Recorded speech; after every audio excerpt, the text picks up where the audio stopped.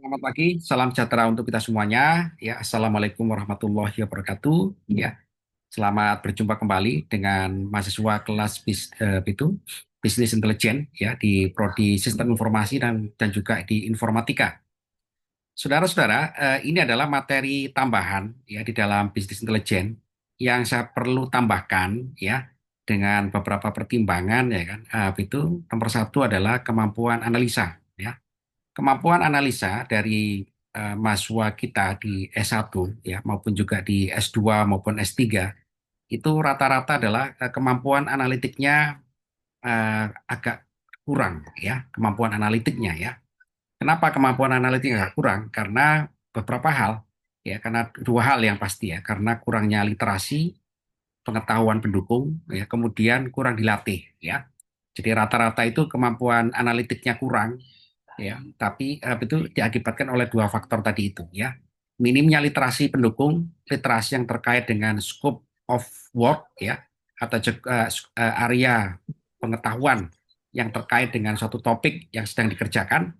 Yang kedua adalah kurangnya latihan, ya kurang dilatih ya. Kurang dilatih itu boleh kurang diskusi ya, kurang membaca cross referensi, cara melihat orang untuk itu menganalisa ya. Kemudian juga kurang untuk di encourage ya, kurang didukung oleh itu oleh lingkungan. Nah, saudara-saudara, analisa data ini sangat penting ya. Karena apa? Karena anak-anak S1 maupun juga anak S2, S3 itu mengerjakan suatu pekerjaan itu cerdas ya. Anda ini semua cerdas sekali, bisa bikin aplikasi, bisa bikin web ya, bisa bikin algoritma, bisa mewujudkan algoritma yang kompleks menjadi suatu yang terlihat ya jelas prosesnya dan juga ada outputnya. Tapi begitu hasil karya tadi itu dijelaskan, itu akhirnya tidak menyentuh aspek yang namanya analytics itu proses ya atau analytics itu capability. Nah, salah satu hal yang penting dalam bisnis intelijen ini adalah bukan hanya menyajikan data ya. Pekerjaan dari sisi informatika atau juga ilmu komputer, bisnis intelijen ini mostly untuk mengolah data ya. Mengolah data gitu kan mulai dari itu data mentah di cleansing, dibersihkan ya untuk membersihkan itu residu-residu data ya. Kemudian menyusun satu skema untuk itu menyajikan data, representasi data ya, kemudian visualisasi data. Nah, yang terakhir adalah analisa data. Nah, analisa data ini harus menjadi output yang paling utama selain daripada mengolah, menyajikan, menampilkan data tadi itu. Jadi pekerjaan bisnis intelijen ini saudara-saudara terkait dengan pengolahan data bisnis ya, pengolahan data bisnis dari suatu lembaga bisnis, perusahaan bisnis ya, kemudian juga instansi atau juga yang lain ya. Itu merupakan pekerjaan yang mudah untuk Anda lakukan ya. Kenapa saya katakan mudah? Karena semua software relatif sudah ada semuanya ya. Bisnis intelijen ini sudah menjadi platform baku ya seperti yang kita ketahui ya mulai dari Excel ya Excel yang sederhana ya. Di Excel itu ada fungsi-fungsi yang bisa kita manfaatkan untuk mengolah data-data bisnis intelijen walaupun juga datanya mungkin sedikit terbatas ya tidak fantastis sangat besar.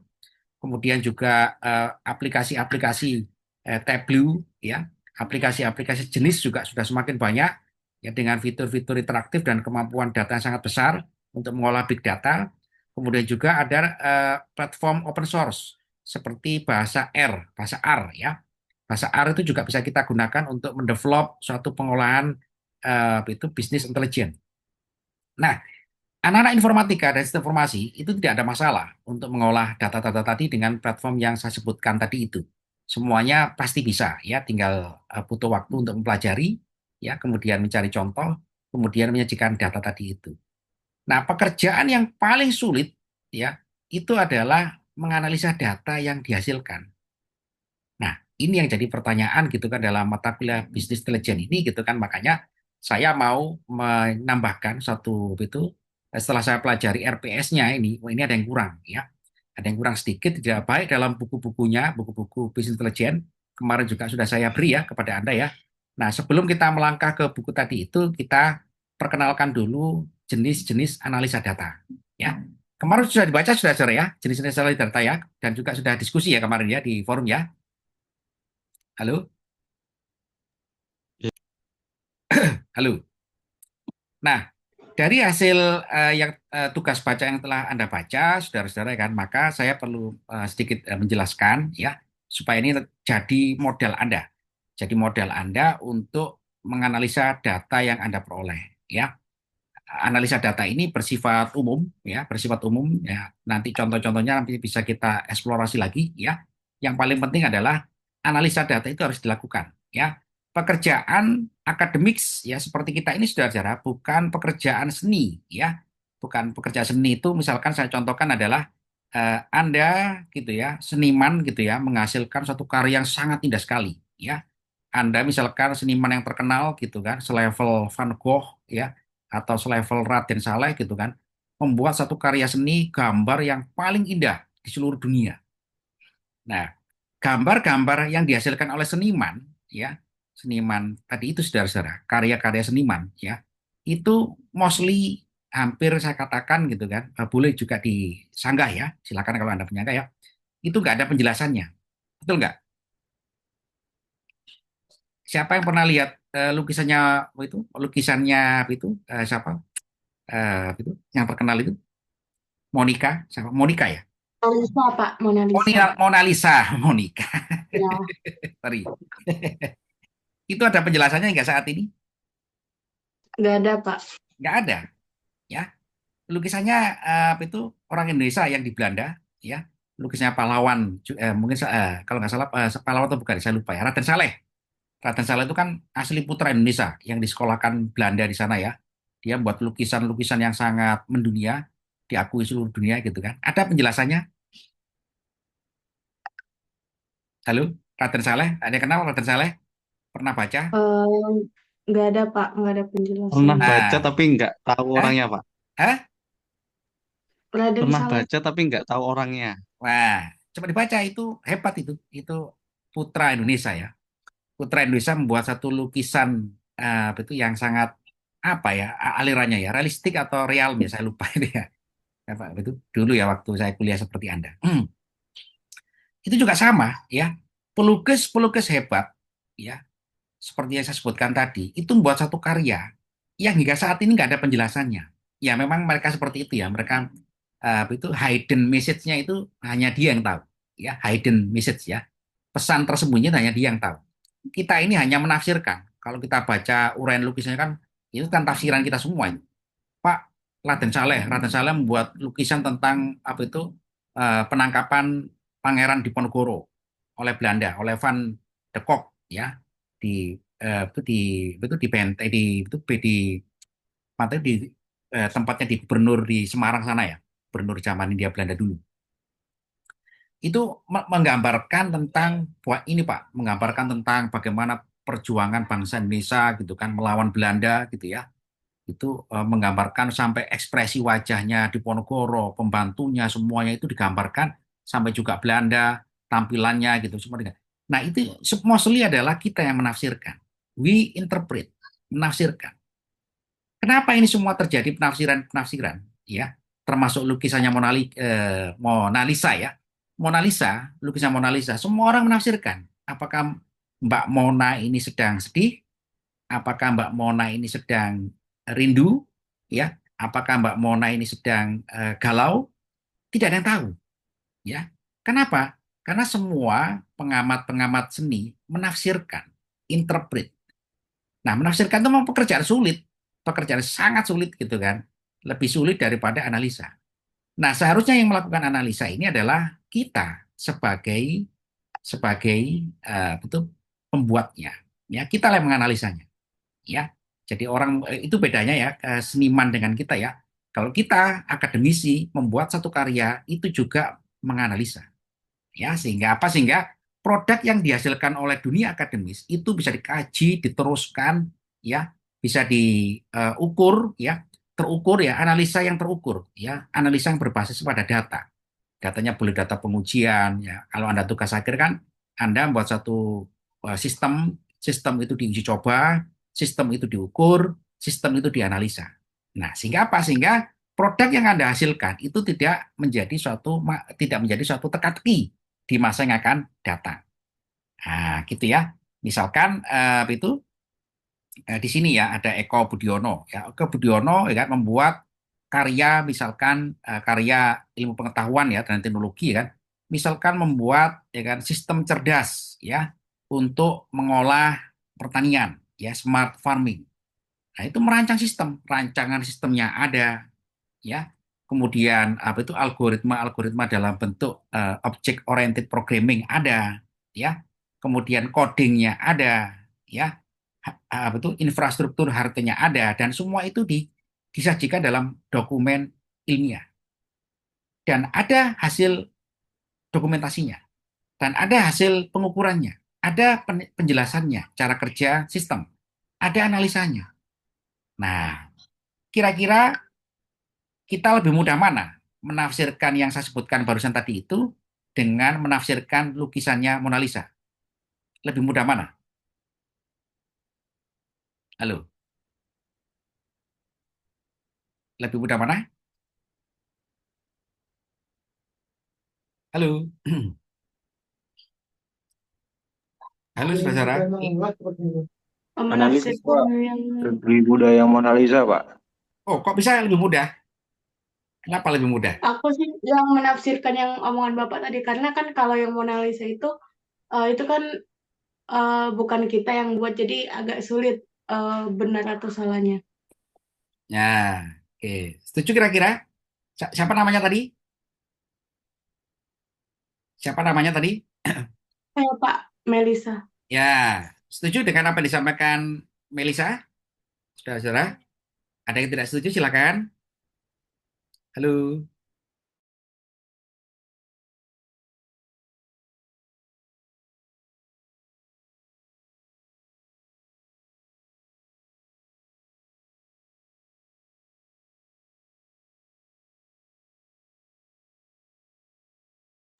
Mohon maaf Pak ke off mic Bapak.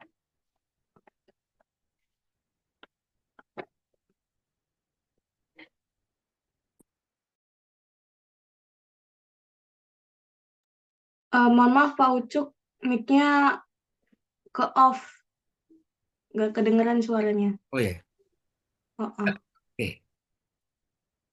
Oke. Kalau boleh saya tambahkan, tadi yang dijelaskan oleh Melisa, karena tidak ada data Apa? Ini ada itu Pak. pendukung, ya. Kenapa tuh? Kenapa? Berarti pada kasus yang pertama tadi itu, lukisan Mona Lisa, ada data pendukungnya, saudara-saudara. Halo. Nggak ada, Pak. Nah, nggak Disuruh ada. kita sendiri. Nah, gitu kan? Kalau yang saya sebutkan tadi itu, contoh pekerjaan dari Anda atau teman Anda, ada data pendukungnya. Ada Pak. Banyak sekali, gitu kan? Banyak sekali dan ada penjelasan uraian dari pembuatnya. Nah, ini ya, misalkan pelukis Mona Lisa itu pada zaman sekarang, sama-sama pada zaman sekarang, ya.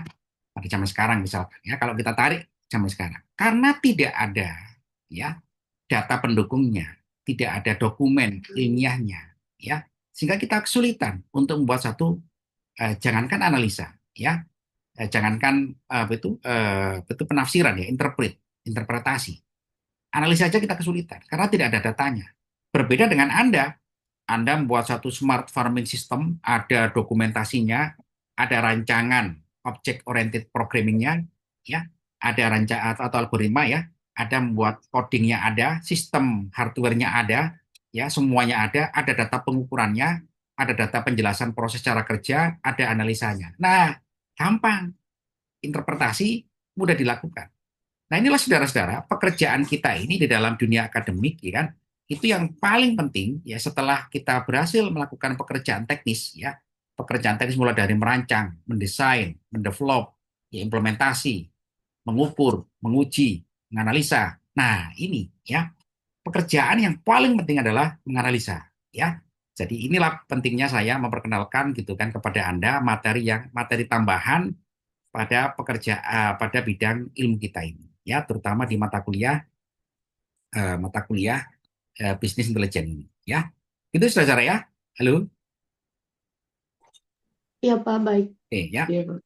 nah mari kita lihat analisa data itu, ya kan saudara-saudara, ya kan, itu adalah yang paling mudah, itu adalah menjelaskan data itu dari mana.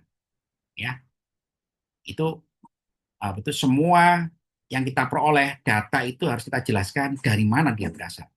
Dari mana itu bisa menjelaskan gitu kan prosesnya, ya, how, ya, proses how, when, ya, where itu harus jelas, ya. Jadi waktu Anda menampilkan satu data, ya, visualisasi data, apalagi untuk bisnis intelijen, itu deskripsikan data ini dulu, ya. Jadi descriptive analytics itu kan menjelaskan asal muasal datanya dari mana. Ya, paham ya saudara-saudara ya? Halo? Karena kan pekerjaan bisnis intelijen ini kan nanti menyajikan data. Betul kan? Betul, Iya, Pak. paham, Pak. Nah, gitu ya. Seringkali anak-anak membuat satu bisnis intelijen itu kekurangannya di sini. Sepele, ya, sangat sepele, ya. Padahal itu sangat penting, walaupun itu satu kalimat, ya.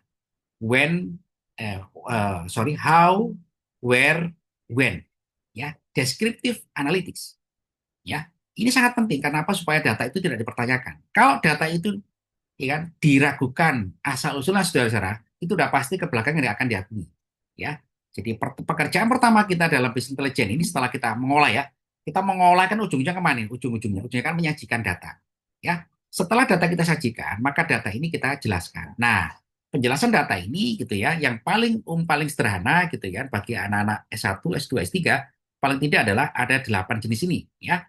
Ada descriptive analysis, ada diagnostic analysis, exploratory analysis, differential, prediktif, kausal, mekanistik, dan preskriptif. Ya, nah ini nanti juga bisa kita gunakan untuk tugas akhir juga, ya, supaya tugas akhir itu Anda tidak kerepotan untuk membuat satu analisa. Ya, waktu Anda diminta oleh pembimbing tugas akhir kan untuk membuat analisa, paling tidak Anda sudah bisa itu punya bekal, ya, punya bekal untuk melakukan analisa. Ya, jadi saudara-saudara, ya kan, data analytics ini yang menjadi bekal bagi kita di BI, ya, di Business Intelligence ini adalah nomor satu adalah melakukan descriptive analysis, ya, menjelaskan asal muasal data tadi itu, ya, bagaimana data itu diperoleh, bagaimana itu data itu dihasilkan, ya, atau juga diproses, bagaimana data itu disajikan, ya, kapan dan di mana.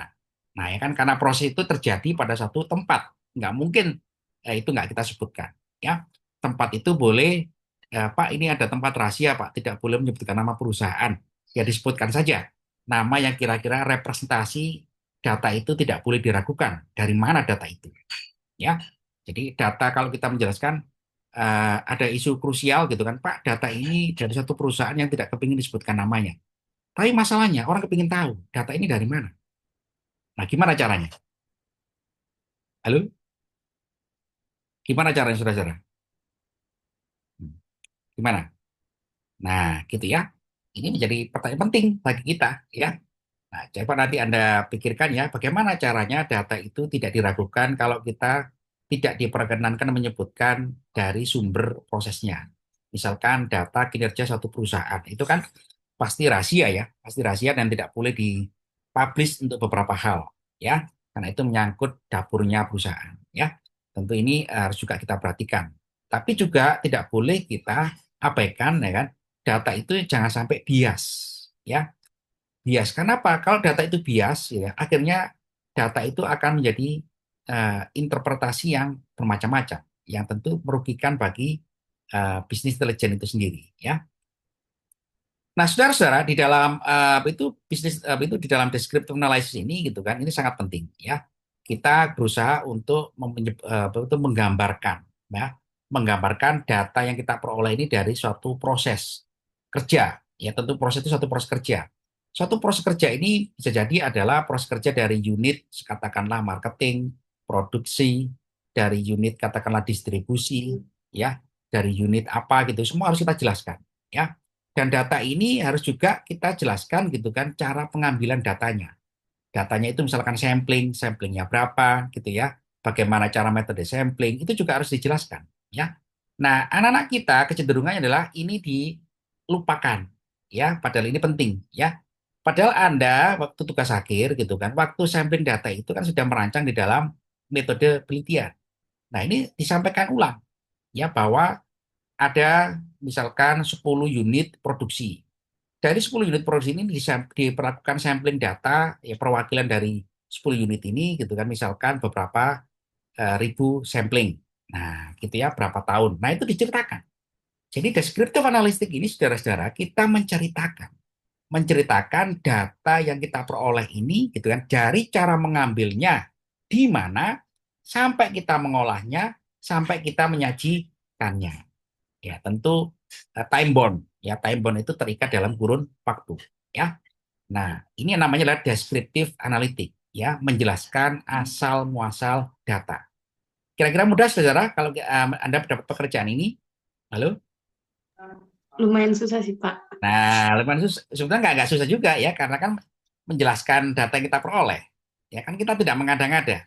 Ya, gitu ya. Harus valid sih Pak, tapi Nah, betul asal muasalnya dulu, gitu kan.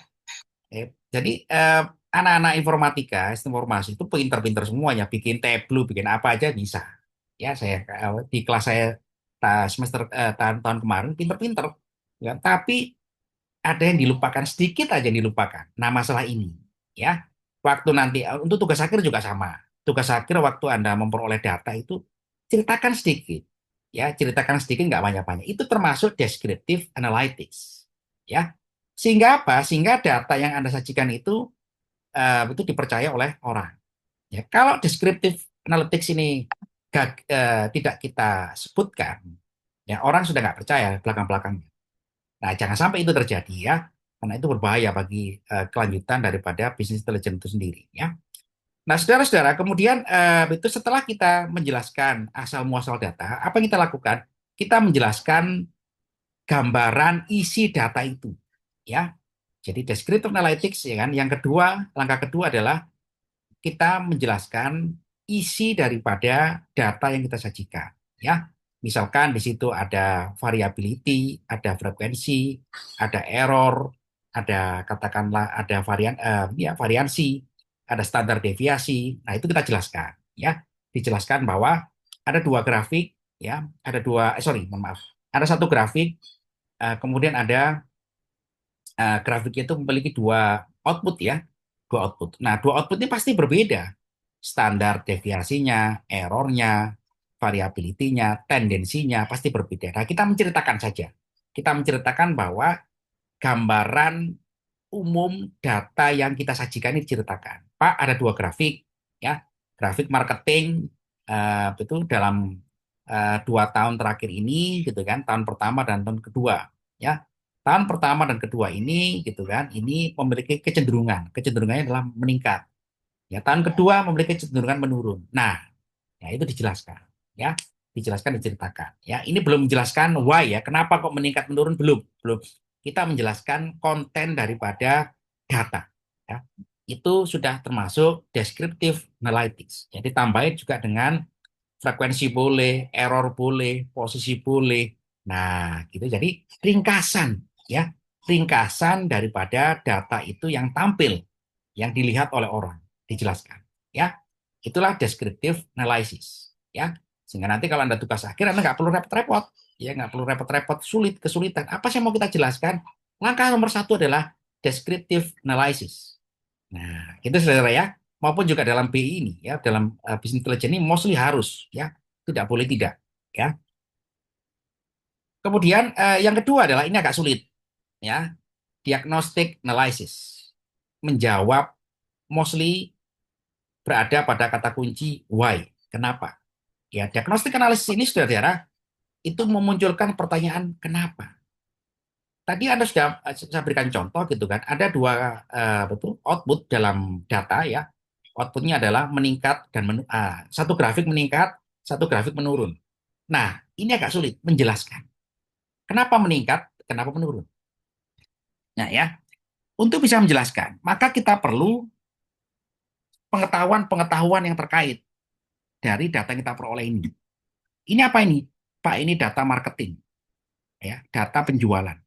Berarti apa? Yang mau kita sampaikan di sini adalah ilmu marketingnya, ilmu penjualan. Dan kalau kita bicara ilmu marketing, itu udah panjang banget tuh.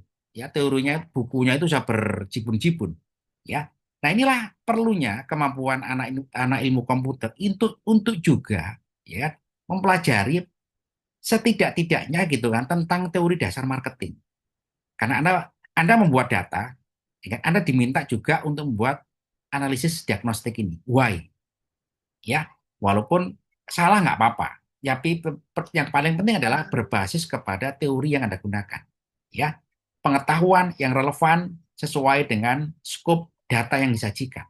Ya, kalau bicara marketing, ya ilmu marketing yang kita gunakan. Kalau bicara produksi, ya ilmu produksi yang kita gunakan. Kalau ilmu kinerja sumber daya manusia, ya maka ilmu kinerja sumber daya manusia atau human resource management yang kita gunakan. Nah, menjawab apa? Menjawab data yang kita peroleh. Kenapa meningkat? Kenapa menurun? Ya. Nah, ini kan itu walaupun itu bidang misalkan saya diprotes, Pak Ucu kan ilmu saya ilmu informatika ya, buat apa saya mempelajari ilmu yang lain?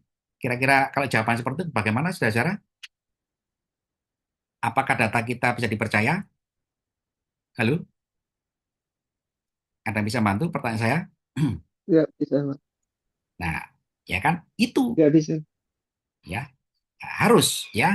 harus walaupun ini untuk apa? Untuk memancing analisa dari orang yang sangat kompeten.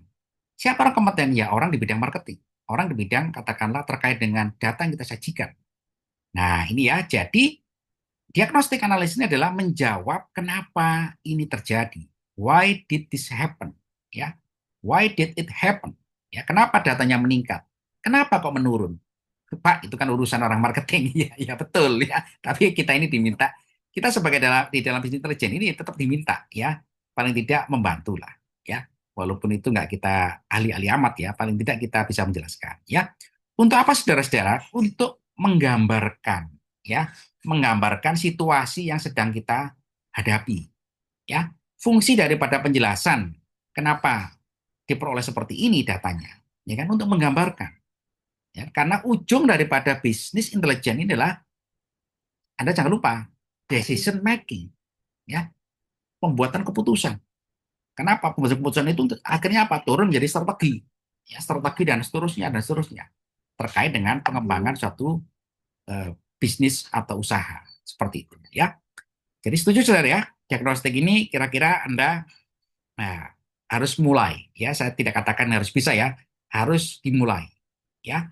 Walaupun ini memang sulit, ya. Nah, contoh sepele gitu kan, contoh sepele bagi orang di informatik adalah menjelaskan tentang traffic web. Nah, kalau traffic web kan ilmu Anda, ya, bukan ilmu bidang lain ya. Anda bisa menjelaskan, ya, traffic web. Ya, kenapa kok web ini menarik, ya kan? Kenapa kok web ini tidak menarik sehingga berdampak kepada penurunan visitor, ya, peningkatan visitor. Nah, kalau itu pasti bisa lah ya, nggak terlalu sulit ya, karena itu bidang ilmu Anda, ya. Kemudian saudara-saudara, EDA, ya. EDA ini adalah exploratory data analysis, ya. Jadi EDA ini adalah menjelaskan hubungan yang diperoleh. Nah, ini pasti ya. Ya, hubungan antara X dengan Y, ya. Y itu kan output dari X, ya. Jadi Y itu adalah fungsi fungsi yang diperoleh dari X, ya. Boleh secara linear, boleh secara non linear, boleh secara kuadratik atau yang lain. Atau juga fungsi itu kosinusoidal, ya, sinusoidal, ya. Boleh, ya. Jadi Anda menjelaskan, ya, tidak selamanya grafik yang kita peroleh ini saudara-saudara itu adalah itu sangat mulus, ya. Dia katakanlah naik turun naik turun naik turun, tapi memiliki satu tren data, ya. Tren data itu yang kita gunakan dengan data science, ya kan, boleh katakanlah regresi linear, ya, atau dengan pendekatan statistik, ya, boleh regresi linear, boleh pendekatan yang lain, gitu ya, multivariable analysis, ya, boleh, gitu kan. Nah, jadi menjelaskan hubungan antara output dengan input itu dijelaskan. Itulah exploratory analysis. Ya, jika X menurun, apa yang terjadi pada Y? Jika X meningkat, apa yang terjadi pada Y? Ya, jika X atau ini bukan satu variabel, jika ada X ada yang lain, variabel yang lain. Nah, itu jelaskan juga. Itu termasuk daripada exploratory analysis. Kebanyakan yang sudah-sudah, ya, anak-anak kita ini kurang di sini. Kenapa kurang? Ya karena dosennya yang nggak ngajari. Itu ya. Jadi ini tidak menyalahkan mahasiswa ya. Ya. Yang kenapa ya? anak-anak kita S1 kurang dalam kemampuan ini karena dosennya ya karena saya gitu ya tidak ngajari ya. Karena itu sekarang saya kenalkan dulu nanti kita ajari. Itu saudara ya. Nah, nanti jadi waktu kalau nanti Anda membuat satu apa itu konsep bisnis intelijen ya, visualisasi, ini harus dilakukan ya, exploratory analysis. Ya. Oke, kemudian yang kedua adalah inferential analysis. Nah, ini agak sulit ya, ini mulai berpikir kompleks. Ya, mulai berpikir kompleks gitu kan. Inferential analysis. Jadi adalah apa? Inferential analysis mengembangkan ya, pengembangan ya. Jadi kalau kita sudah tahu hubungan antara sudah definitif hubungan antara input dengan output sudah definitif. Jika X meningkat, Y meningkat. Jika X menurun, Y menurun. Nah, ini berarti sudah ada tren. Dibuktikan dengan tren data yang kita sajikan dalam grafik tadi itu. Inferential analysis adalah pengembangan hubungan ya. Pengembangan hubungan. Kalau misalkan data X itu saya besarkan, ya, data X itu kan diambil dari sampling populasi yang terbatas. Kalau ini kita besarkan samplingnya, apa yang terjadi? Apakah trennya akan sama, meningkat, apakah akan menurun? Nah, itulah adalah inferential analysis. Pengandaian, ya. Mengandaikan jika X itu kita rubah, jika variabel input itu kita rubah, apa yang terjadi? Nah, inilah inferential analysis, mengandaikan, ya. Jadi ini agak berpikir kompleks itu kan, mengembangkan satu konsep, ya. Pengembangan satu konsep. Ini memang sulit, ya, tapi harus dimulai, ya. Paham saudara-saudara ya? Halo? Halo? Iya, Siap, Pak. baik, Pak. Nah, sehingga apa? Sehingga standar deviasi berubah, akurasi berubah, error berubah, gitu kan. Tapi yang mau kita cek, pastikan apakah trennya sama. Nah, ini ya. Ini akhirnya apa, saudara? Jadi pengetahuan. Ya, itu hebatnya kita di akademik ini, gitu kan. Akhirnya bisa memunculkan pengetahuan yang baru. Kenapa? Karena modalnya adalah menganalisa. Ya. Nah, ini, saudara-saudara, nomor 4 ini, mostly saya belum pernah melihat pada anak S1 saya. Ya, karena bukan karena S1 saya yang nggak pinter ya, karena dosennya tidak pernah memperkenalkan ini. Ya, karena ini nanti akan kita rancang di dalam tugas akhir gitu kan, agar anak-anak yang tugas akhir itu punya panduan apa sih analisa itu. Ya, waktu Anda diminta analisa kan Anda bingung, betul kan? Halo? Benar, Pak. Nah, bingung. Agak lumayan sulit. Ya, bingung karena selama ini hanya dikenalkan teori-teori gitu kan. Apa bentuk teknisnya di dalam pekerjaan? Ya, seperti itu. Oke.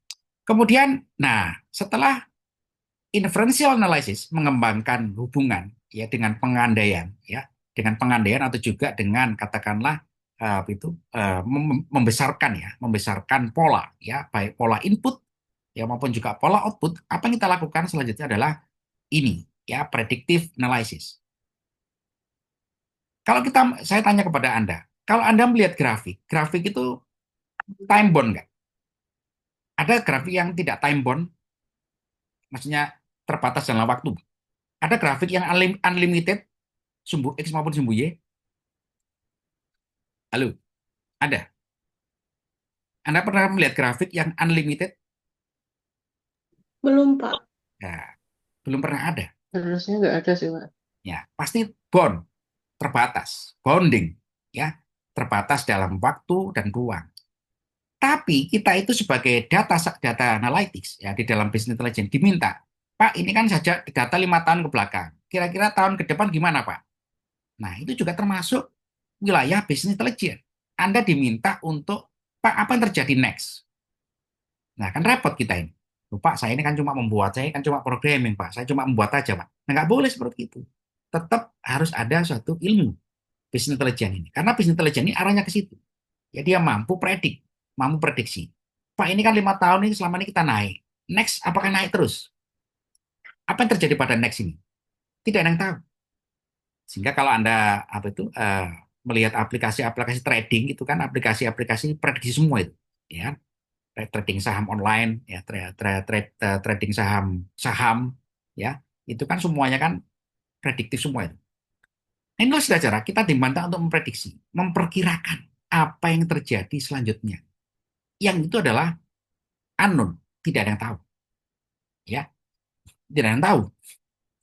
Tapi kita diminta untuk menyajikan data predictive analysis ini. What next? Apa yang terjadi selanjutnya? Walaupun data kita time bound, ya, atau juga place bound, ya, terikat dengan waktu dan tempat. Nah, saudara-saudara, artinya apa? Kita diminta untuk mempelajari suatu pola, ya. Yang pola ini, saudara-saudara, memang harus data tren yang ke belakang, ya. Data tren ke belakang sampai kapan, Pak? Ya, terserah kita, ya. Terserah kita itu artinya adalah ada di dalam ilmu pengolahan data itu ada representasi data yang kita sajikan sebagai modal untuk memprediksi data yang akan datang. Tentu ini sangat mudah, mohon Mas Ayat, ini sangat sulit ya karena di sini termasuk juga ilmu data science yang cukup kompleks, saudara-saudara ya. Tapi paling tidak ini kita sajikan ya kemungkinannya. Apa yang mau kita lakukan, saudara? Kita sudah tahu bahwa kita ketemu model penjualan selama 5 tahun. Nah, pertanyaannya adalah apakah model ini berlaku untuk 5 tahun yang akan datang? Nah, boleh kita ajukan sebagai suatu prediksi dengan asumsi-asumsi. Nah, paham saudara ya?